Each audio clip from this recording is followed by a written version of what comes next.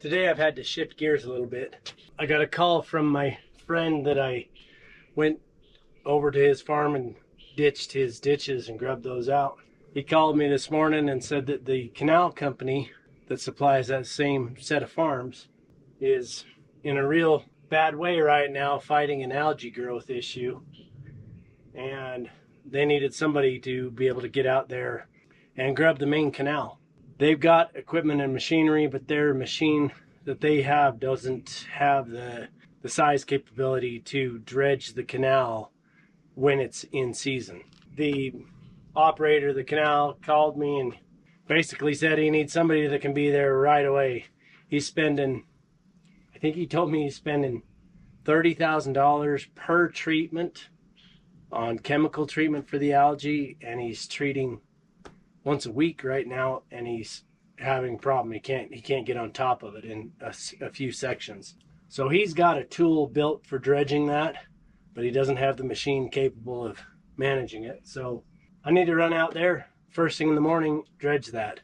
He said he saw my video ditching that ditch and saw the machine and the I-beam size and the capability, and he needs me to come out. And he says he's got to have somebody right away, right first thing, because we're right now starting into the first day or two of a week-long heat snap that's supposed to hit. And as clear as the water's been this year for them on the canal, he says that algae bloom is gonna explode and just wreak havoc. And those farmers need that water. They need that. That algae plugs up their screens, their inlet screens. If they don't have big, small enough inlet screens, it gets into their main line. They're shut down for days trying to water crops that need it desperately. So when I last hauled the machine on this trailer, I had some battery issues. It was just not quite maintaining enough charge for the tilt deck to work quite right. And I had a hydraulic leak on the hose going to the cylinders. So I since replaced that hydraulic hose, and I've had the battery in charging. But I did notice the one thing is that this trailer does not have a lead from the trailer plug sending battery voltage back into that battery. I've been on both sides of that argument for my whole career about whether or not a auxiliary battery system on a trailer or an attachment should be wired in directly to the vehicle or should have that link.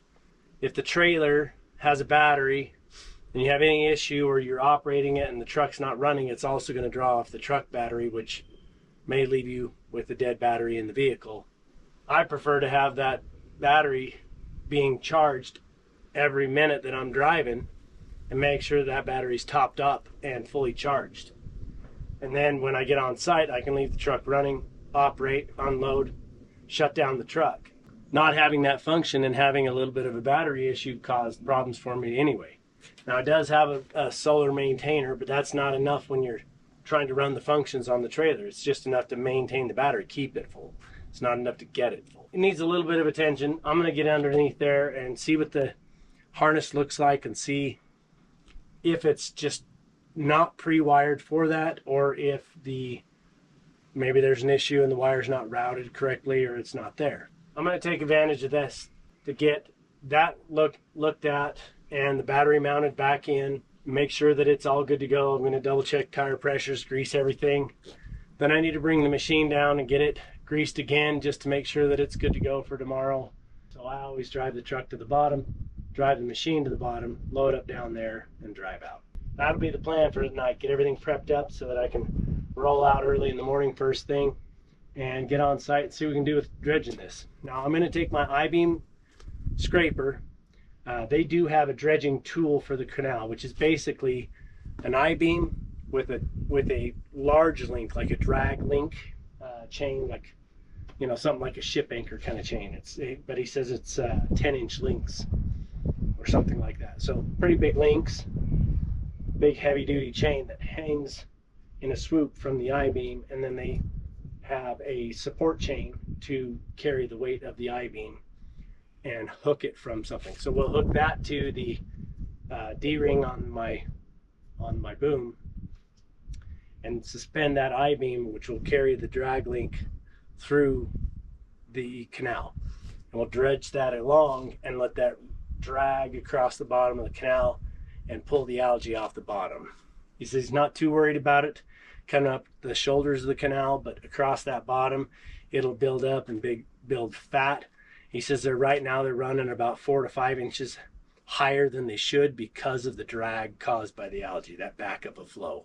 It'll be a first for me, but not a first in the stepping into the unusual in terms of operations. Okay, so what I found is that the main lead coming from the truck into the trailer does have the battery power supply, but the harness on the trailer side at the main harness connection, the harness feeding the lights and everything, does not include that.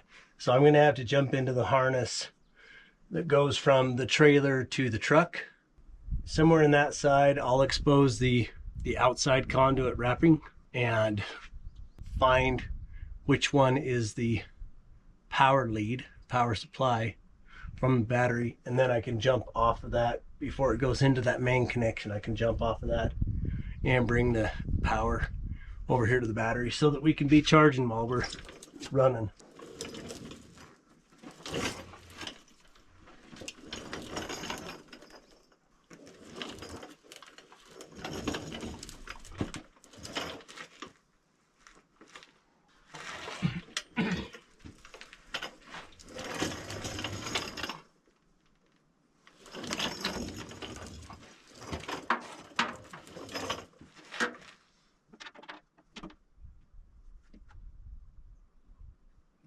Okay.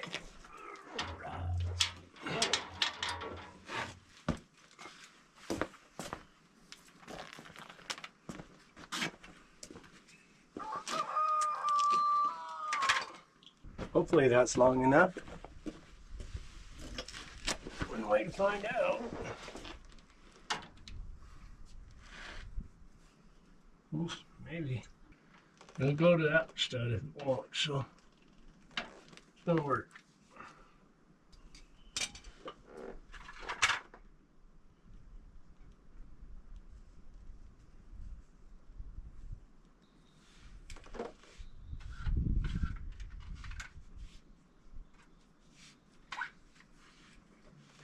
Apparently,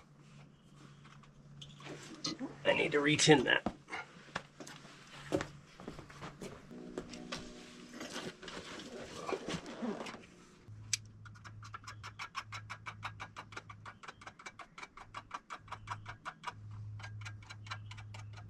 It took a little bit of time to get this rewired and make sure everything was good to go, and ultimately it was way worth it.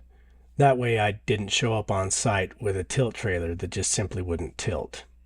Now the only real issue I had is that when I tightened down the wires on the electric solenoid for the motor on the hydraulic pump, I over-tightened one and cracked the housing, which anybody that's ever done it knows how easy it is to do, but that meant I had to make a quick run into town immediately to get it picked up before they closed. So after a fast run into town to get a new solenoid, getting it installed, I made my way to the bottom and got the machine loaded on the trailer so I was ready to go in the morning. And then I rolled out early. Well, this is the setup that we've got running on this thing. They've got an I-beam hanging with a big old boat chain.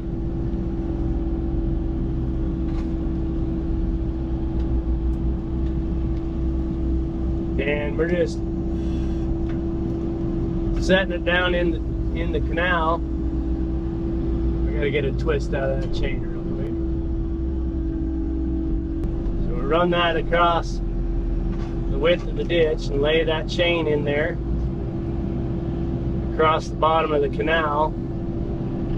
Then we'll keep that beam down low next to the water surface. And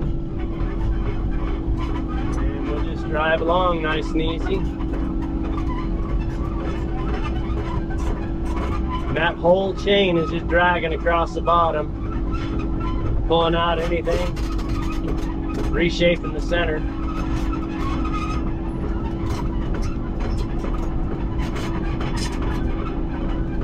We haven't hit the worst of it yet. This is just the entry point. Most of this is just dirt, and they don't have much algae growth in this part of the ditch, but we're going to go ahead and just run through it. You can see that silt kicking up in the water. Maybe you can, I can. Let's just dragging along there and pulling anything out that's in the way. When it gets bad, we'll see how bad it is. It says there's a few spots where the algae is super bad, coming out in big chunks. It's plugging up ditches and screens and pumps and everything.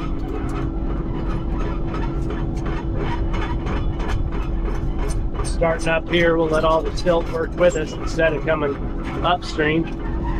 Go upstream, it's going to be kicking up dust and silt and debris for a lot longer time to clear the canal. So this way, the guys that are watering right now don't have to worry too much about the silt. Just the guys downstream of us until we get past them. So that's working like a charm. Only thing that would help is if that beam was another 4 feet longer, just to get a little bit wider spread on those chains. But like he said, their concern is making sure that they keep it flowing, and if the center line is all flowing well, then they won't have the restriction issue of having it back up. He said the canal is running 4 to 5 inches high right now, where it should not, because of the algae that's downstream here. It's building up. We're going to hit spots where that water surface is going to be harder to reach because the road's going to be high, the canal will be low, and we may have some hard spots where it's hard to reach out far enough. So right now we'll just try to keep it in the center, keep it running there. We got a little ways before we have to worry about head gates or anything like that too, so when we get closer we'll worry about it then. We've got a nice little audience at the dairy across the canal from up here. See the machinery and see what's happening. Maybe they're fans, who knows. One of them started to run, so the whole pack went.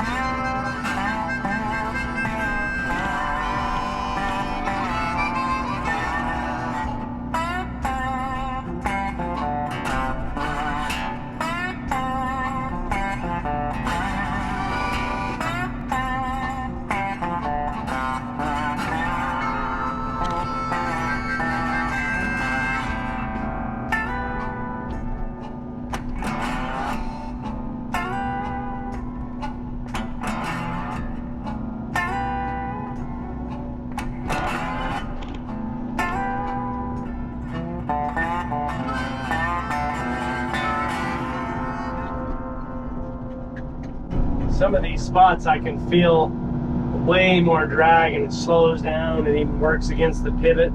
I've had spots now where if I release the forward travel on my track that's away from the ditch, it does nothing. It's just skating across because the weight and the drag is pulling hard enough to actually lift the traction weight off of that track. So when I hit some of those spots, I have to stop and thrash back and forth a little bit to make sure I get all that algae ripped up. And you can see just how much comes up. There's a few spots where it's real thick and it's coming up.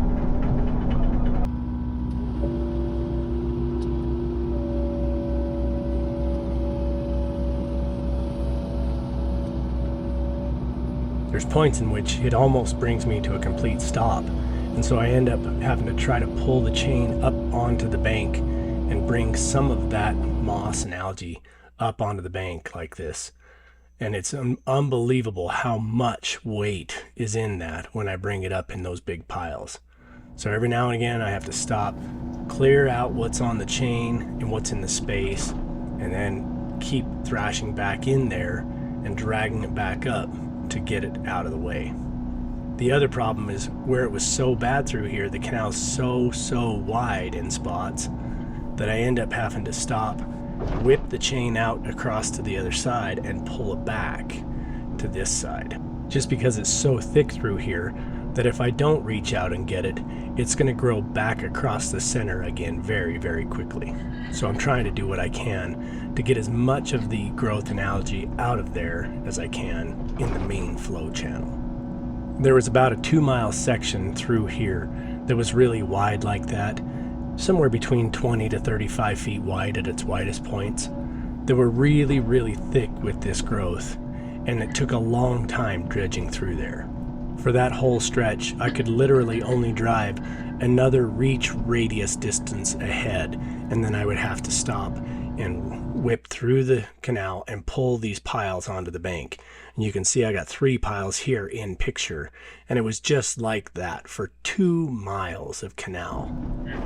So that took a long time to work through this second 2 to 3 miles to get everything done down to the screens in that first 2 days. I also had a lot of spots in this same section that had these little bridge crossings. Some of them were like this one, about a 4-wheeler width to get across the canal, and others were even narrower than that or way more sketchy, and they seemed to be in place to allow the pivot wheels to travel across the canal into the adjoining field on the other side. So that made it complicated because I had to lift out and reset each time on both sides and try to clean right up to the bridge. So it just took a little extra time there as well. Well, we just finished day 2 and we got all the way down to their screen station.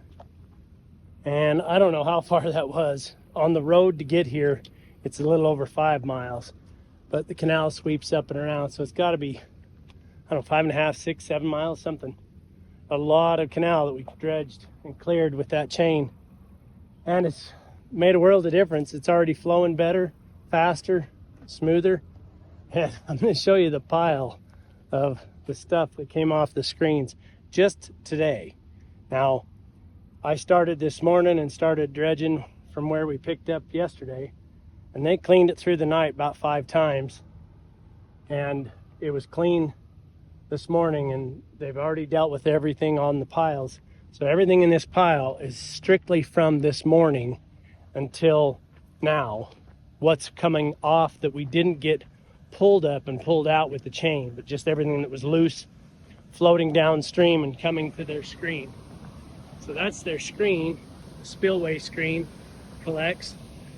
That is the mass amount of the algae, moss, whatever growth, vegetation that we cut loose that came downstream. They've already pushed that off 4 or 5 times today.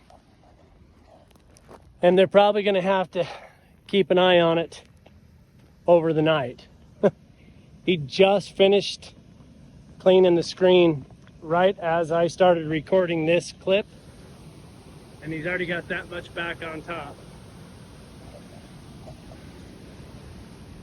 This is a major junction where the rest of the canal moves down to another portion, another town, and sends water down those canals down there for those farmers. So they've been hurting to get water, and it hasn't been coming very well. It ought to be coming tomorrow. I spoke with him the next day, and he said that all the effort we made here in this bridge section that was really dense made such a difference in the flow that the canal dropped by almost 2 feet, and they were able to turn off 2 of the major pumps feeding this canal. That was the effort they had to make in order to try to get enough water down the canal to get to the head gates that needed service. With this section cleared, now they no longer had to run those pumps, and they were able to get the volume down to the head gates without the extra volume sitting in the canal. The process worked so well in this situation that they actually had me come back and start from the beginning of the canal, the headwaters where it comes out of the river, and do the entire length of the canal from start to finish. It ended up taking about 2 to 3 days each week for 2 more weeks, and we ultimately did over 50 miles of canal this way. For most of those miles, we ended up switching out this 10-foot I-beam for a 16-foot I-beam, just to widen out that chain width at the bottom of the canal and make it a little bit more effective, so I didn't have to spend quite as much time in these wide sections of canal.